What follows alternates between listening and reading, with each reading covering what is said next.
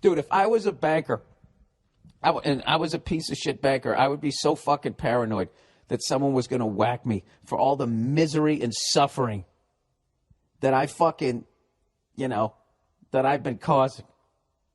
The fact that I turned a fucking pond into my own jacuzzi, right? I can park my yacht in my fucking jacuzzi. And I just sit there, eating fucking crab legs and caviar every fucking day, standing on fucking dead babies' heads. There's no fucking way I would ever get in a fucking town car. There's no way. There's no way.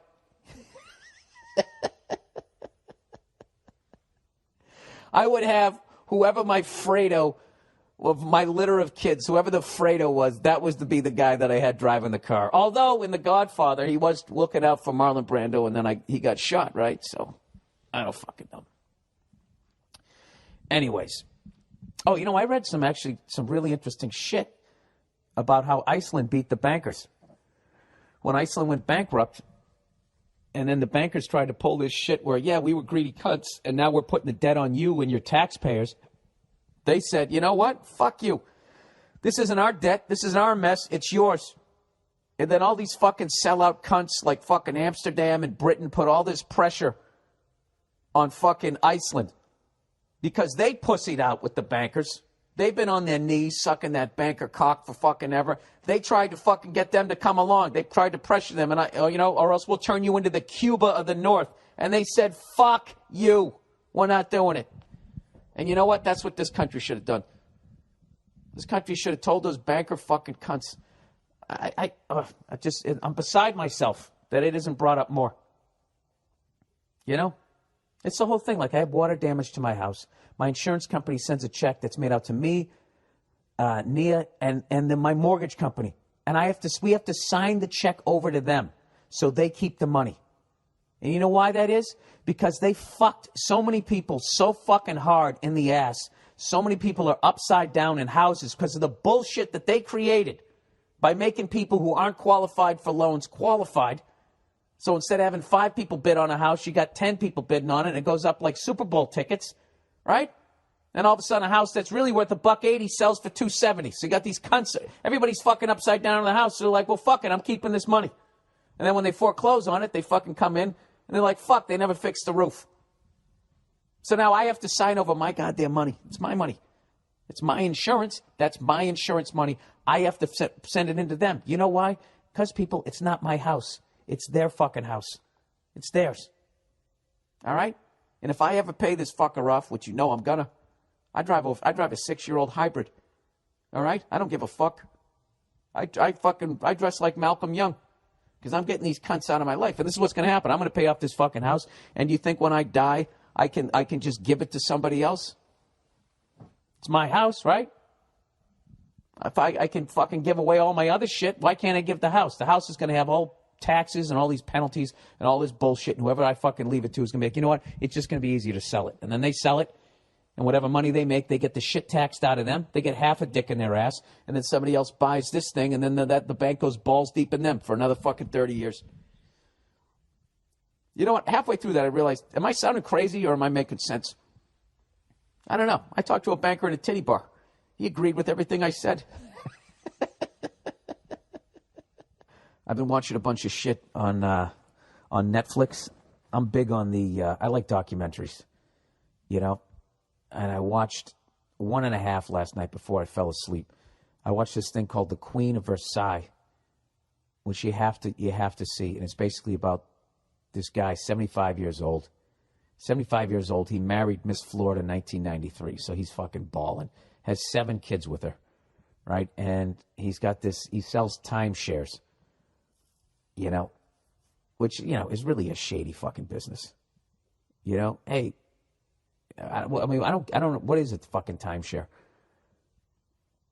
It's a fucking overpriced hotel room, isn't it? I mean, I don't know, what am I buying? If I spend all that money, I don't want to be laying in a bed that somebody else has been fucking in. I want a brand new bed, okay?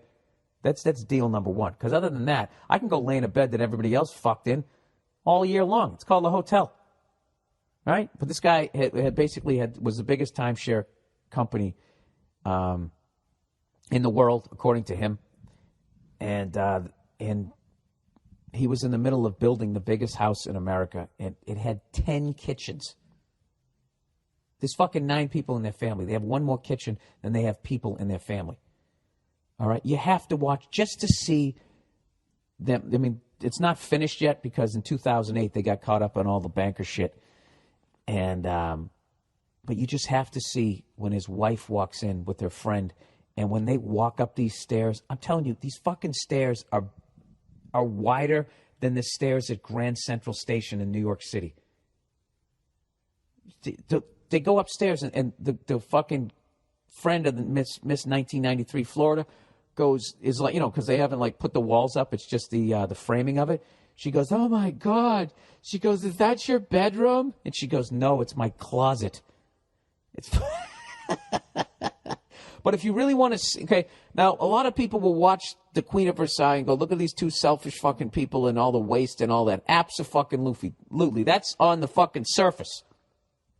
But underneath all of it, you see a guy who doesn't want to declare bankruptcy and put that money on the American people and wants to fight his way out of it, and the bankers won't do it. Like he had a building out in fucking Vegas. He put $350 million of his own fucking money in, and now he can't make the payments. So he wants the bankers to try and, give him some of the bailout money, and they kept all of it because this is the thing. If they get him to default on that, they get to keep his $350 million and sell the fucking building all over again. And obviously this guy, he got overextended. He made the mistake of not realizing, what bankers are and what it is that they do. They're not your friends. They're not trying to help you grow your fucking business. They're trying to make every fucking dime off you as they can. And when it's over, you bust the joint out. I just started thinking about the fucking Goodfellas. Well, they start burning it down. But rather than burning the place down, it's you. The Ray Liotta and fucking Joe Pesci are fucking tying those little candle things to you. Trying to bang this fucking Jew broad over here. You can't help me out? What's the world coming to? And then you burn to the ground. That's it. But the building's still standing. And then they get some other group to go in there. And then they fuck them in the ass. I'm telling you. We should all, as civilians, you remember the ending of Scarface when they were coming over the wall? That's what we should be doing right now in gated communities, going to bankers' fucking houses. We should be dragging them out by the tassels of their fucking wingtips. New house. Dearest Billy Boy, keeping it short and sweet due to your undying hatred for reading out loud. I actually don't mind it. I hate sounding stupid. My fiance and I are moving into our first house on Friday. Any last-minute advice? Yes. Well, it's too late. You already bought a fucking house. My first thing would be drive less of a car. Wear less clothes. Everything less. And start knocking out the principal. All right? You got to start knocking that fucking thing down.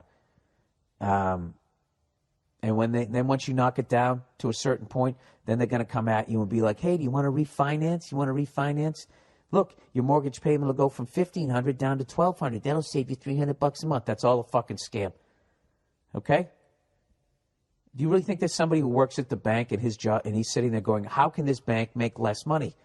Oh, I know what. I mean, how long would that guy work there before he got fired? It's a scam. Because what happens is if you're like 4 or 5 years into your mortgage, they're going to refinance it, and your payment doesn't go down $300 and you're still 5 years in. It starts back at zero.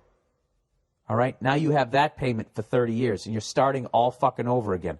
So the $300 that you're saving each month, they're making more in the fucking interest in the long run because they sent you back to square one. It's all a fucking scam. I'm telling you, go to the gated communities and go over the fucking wall. Don't really do that, all right? I don't want to be held responsible for that. These are all jokes. Wink, wink, nudge, nudge.